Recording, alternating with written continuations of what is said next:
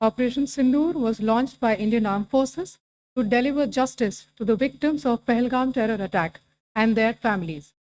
9 terrorist camps were targeted and successfully destroyed. Over the last 3 decades, Pakistan has systematically built terror infrastructure. It is a complex web of recruitment and indoctrination centers, training areas for initial and refresher courses, and launch pads for handlers. These camps are located both in Pakistan as well as Pakistan-occupied Jammu and Kashmir areas. Some of the well-known training camps are located, as you can see on the screen. They are distributed from Sawai Nala in the north, counting to approximately 21, ending at Bhagalpur to the south.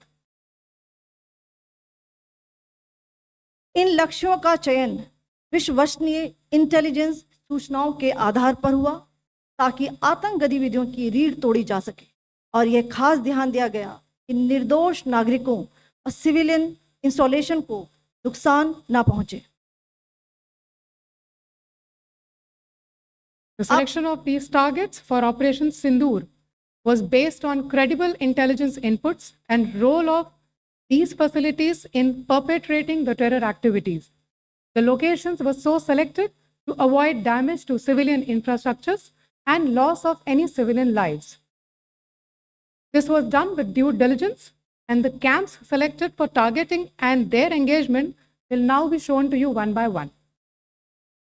POJK के targets मैं आपको बताना चाहूँगी.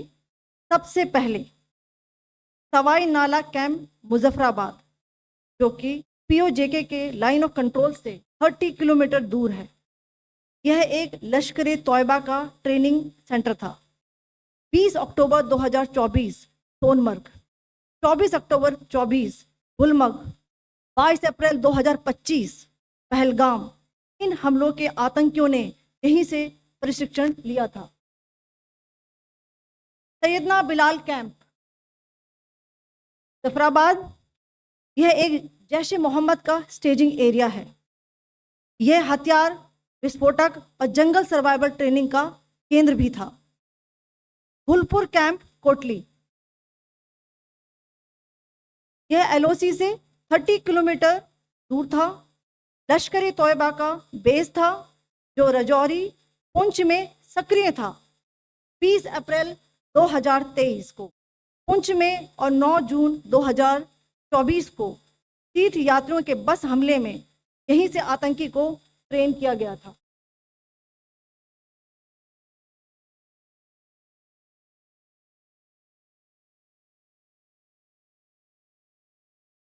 Barnala camp Bhimber, ये LOC से 9 kilometre दूर है.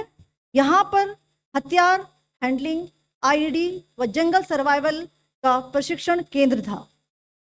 Abbas camp Kotli,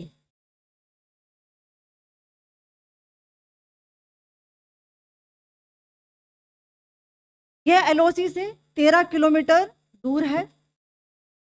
लश्कर तोयबा का फिदाइन यहाँ तैयार होता था. इसकी कैपेसिटी 15 टेररिस्ट को ट्रेन करने की थी.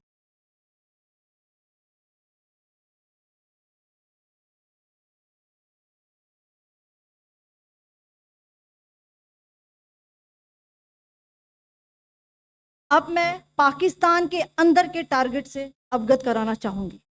पहला, सर्जल कैंप सियालकोट. यह अंतर्राष्ट्रीय सीमा से 6 किलोमीटर की दूरी पर है, सांबा कटवा के सामने.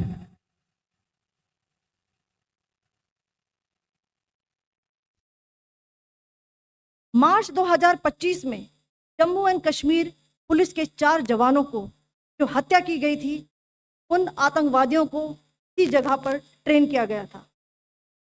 दूसरा, महमूना जाया कैंप सियालकोट. यह 18 से 12 किलोमीटर IB से दूर था. हिजबुल मुजाहिदीन का बहुत बड़ा कैंप था. ये कठुआ जम्मू क्षेत्र में आतंक फैलाने का नियंत्रण केंद्र था.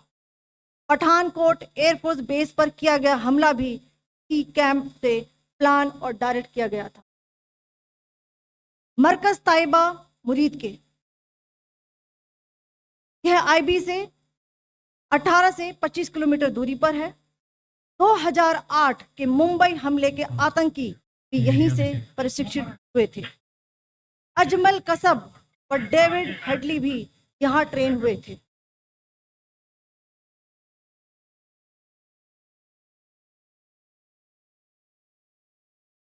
आगे दूसरा आया।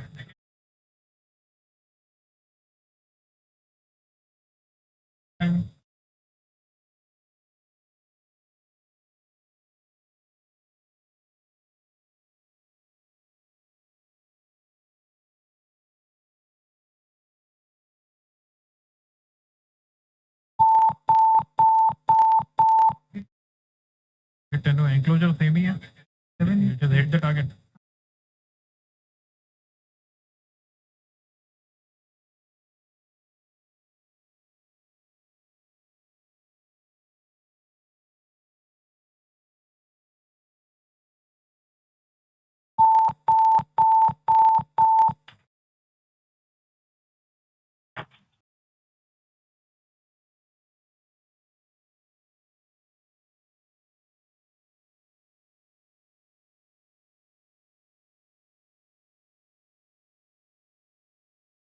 मरकज सुभान अल्लाह भावलपुर ये इंटरनेशनल बाउंड्री से 100 किलोमीटर दूर है। जैश ए मोहम्मद का मुख्यालय था। यहाँ पर रिक्रूटमेंट, ट्रेनिंग व इंडोक्ट्रिनेशन का केंद्र भी था। शीर्ष आतंकी अक्सर यहाँ आते थे। मैं आप सबको बताना चाहती हूँ कि किसी भी सैन्य ठिकाने का निशाना नहीं बनाया गया और अभी तक किसी तरह की नागरिक क्षति की रिपोर्ट नहीं है। धन्यवाद। जय Hind. The strike on the terror camps were undertaken through precision capability, as shown to you. A niche technology weapons with careful selection of warheads was ensured so that there will be no collateral damage. The point of impact in each of the target was a specific building or a group of buildings. All the targets were neutralized with clinical efficiency, and the results reiterate the professionalism of the Indian Armed Forces in the planning and execution of their operations. No military establishments were targeted. India has demonstrated considerable restraint in its response.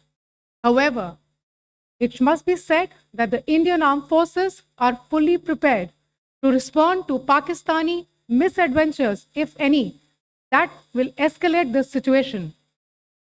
Jai Hind, and thank you very much.